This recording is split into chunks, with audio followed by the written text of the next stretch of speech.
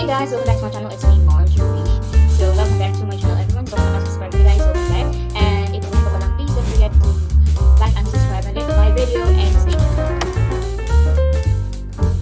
Hey guys, today welcome back to my channel. It's me again, Marjorie Pitson. I'm trying to vlog today, and for today's vlog is we're gonna talk about how we budget our food, especially here in the Philippines. So at the moment, I'm in the Philippines and in my home country. So, welcome back guys sa aking channel. Kung nakasubscribe na kayo, dating dikit na.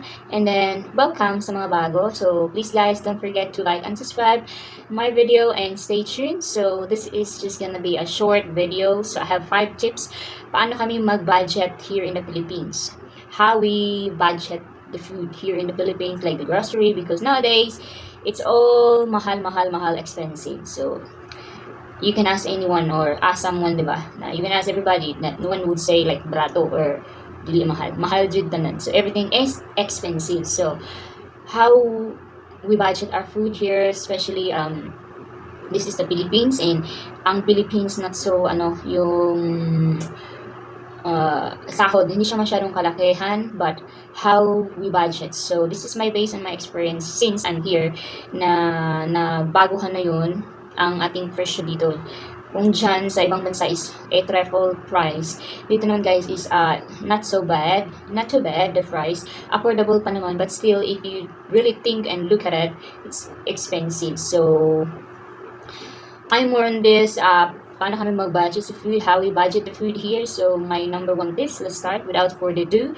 So number 1 tips guys is buy on supermarket brands. So as you know, and as you can see, if you go to the shop, if you're a mom, if you're the one who do the budgeting, and if you have kids or big family, or even you're single or just husband and wife. So, like a budget here in the Philippines, it depends if you have a big family or small, or you live alone, or you live with your family. So, my number 1 tips really is buy on supermarket brands. For example, like if you go to here, for example here, if you go to a supermarket like Metro, Prince, Gisano, Ayala, Robinsons, yun yung mga mall dito guys sa Philippines. So, number 1 is buy on supermarket brands. So, if you can see in the aisle, when you see the supermarket brands, you know, like Metro, they have a logo, right?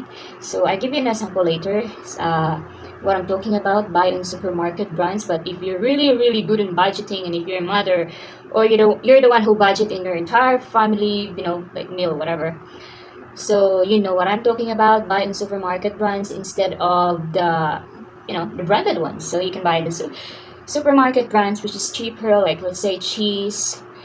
I'm not gonna mention any brands, but like cheese you buy in the shop, it's 60 peso per box ba yun? Per pack. Yeah, per pack. And in supermarket brands you can buy it for like only 30 peso, 31 peso. So more or less, but less lang talaga siya compared sa yung branded brand, a known brand, which is more than yung price. So number 2 guys is buy on sale. But buy on sale when they really have offering yung mga pakulo, yung how I say it, clearance yun. Buy on sale lang guys, and of course only buy what you need, and buy that buy things or stuff or food that really worth it too. So buy and sell. So number 3 guys is buy in bulk. So buy in bulk means like you're buying pastas, canned meat, or some fruits instead of buying the fresh ones. So you can buy in bulk, and you have to plan ahead. And buy in bulk can save you a lot of money too, and I tell you, you can really budget well. And of course, discipline as well to yourself. And number 4 guys is only buy what you need. So like I do, even here in the Philippines or in Australia, I always make a list, and I wait when the shop having a special or in sale or clearance. I'm not gonna buy if it's not in the low price, unless if I really need it. And mostly I wait like after a month mag-sell na sila. So I always do that. And if there is another if there's another goods you can replace or substitute, you can do it for a while, and just buy only what you need. And like I said, always make a list when you go to the shop, because it really counts. Because when in the shop, You look everywhere. Ang daming pagpipilian. So, there's a lot of choices and nakakatintal and alam niyo na nakakatim yun, di ba? Na bumili ka. So, bumili ka ng marami. So, only buy what you need and, make a list. Alright, number 5 guys is always compare price per kilo or gram. This one I'm very meticulous about this because I don't know, it's just me. I think you can relate me if you're Filipino living abroad or even here in the Philippines, especially everything is mahal na mahal talaga. Like, always compare the kilo or gram, and of course, I add na rin, you check the quality of the goods you're gonna buy. And like if you're buying a watermelon, so the watermelon is maybe, let's say, 80 per kilo. In the shop there is like 35 peso for let's say 100 grams or 800 grams, yung ganun. So you always compare, even those peanuts, there's a grams, 100 grams, or you're gonna buy dried fish, example, so, or dried, yung mga pwedeng grams or per kilo. So you always compare and you calculate it. So what I do is, even it's not per gram, anyway, like in a mile or a coffee, it's per gram, right? So there's a big and there's a small ones. So I always compute, let's say 105 for 1 dozen of Milo, and I have to check how many gram each pack, and then I divide it for how many pack I can get for that price. So yeah, I'm like that, really savvy. So I like to buy on special, guys, but when kailangan lang talaga, and if you have a spare naman, I mean, sometimes you treat yourself, right? But I always compare the price, even in the sabon or in the fruits or bigas, rice, or even in the meat, everything I always compare. And yeah, even siguro mga $1 pa yung difference, or 1 peso, 10 peso, 20, and so forth. I always compare it because, if you're buying this one, and if you're buying this one, then you have another choice, which is good too. And then at the same time, you can buy another stuff instead of buying the whole lot branded or, but you always have to compare per kilo or per gram. And I really like this one, guys. It's very tricky. I know some people, they're very lazy. They'll just pick. They make a list, but they'll just pick, especially men.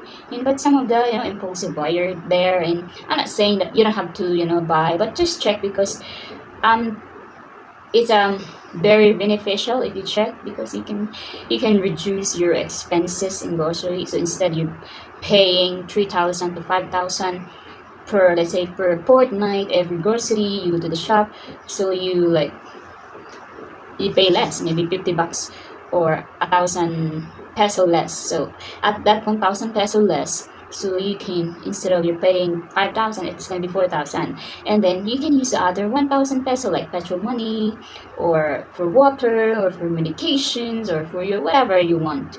And that's how you do it. So if you don't really know, so I think it's time to learn how to always compare the per kilo and per gram. And I love it, guys. And so if I'm going to the shop, this is just in my experience, if I'm going to the shop, maybe it takes 2 to 3 hours for me to figure out things. I really look closely, and alam niyo na dyan yung mga misis dyan, so you can relate. And yeah, always look. So yun, always compare price per kilo or gram. So recap tayo is buy on supermarket, buy and sell, buy in bulk, only buy what you need, and always compare price per kilo. So that's my tips, guys, how we budget the food. And wag muna kayong super makakaw, discipline yourself as well, because